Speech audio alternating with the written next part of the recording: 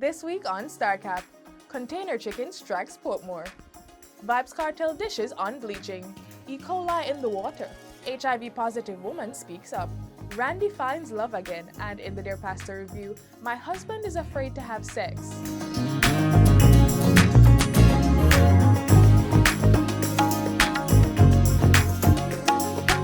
Hey Star Fam, I'm Chanel, and welcome to Starcap, a recap of the big stories that caught your attention this week. Last Thursday, a shipping container washed up on the Hellshire coastline in St. Catherine. Much to the delight of the residents, that container, which fell from a vessel in transit to the Cayman Islands, was filled with frozen chickens, which community members quickly seized. Although the government has cautioned to the public against consuming them, that hasn't stopped videos from surfacing online with people doing just that. Last week, we took to the streets because we wanted to know just how the public felt about this, so take a look.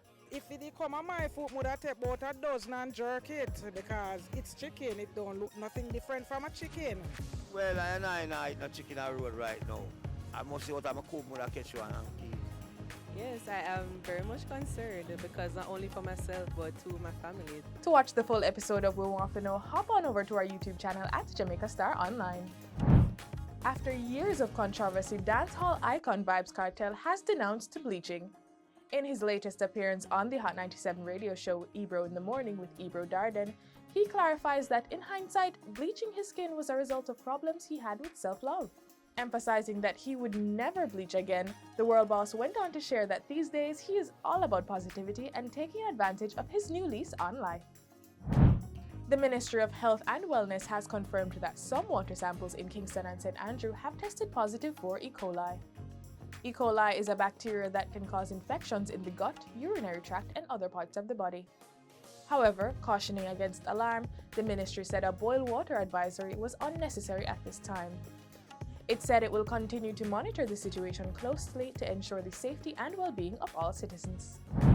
When Alicia Anderson was 24 years old, she was diagnosed with HIV.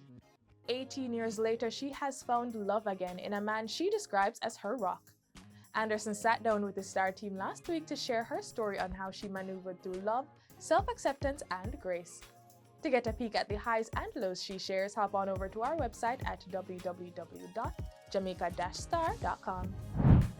A little over a year ago, the internet was enthralled by the love story of Candy and Randy. With that fairy tale now dead and buried, Randy has found love again with the Canadian fitness instructor and boxing coach Ava Marie. The pair, who met last year, tied the knot in a private ceremony in Kingston on March 4. Although some naysayers are suspicious of Randy's motives, he said he has found his soulmate.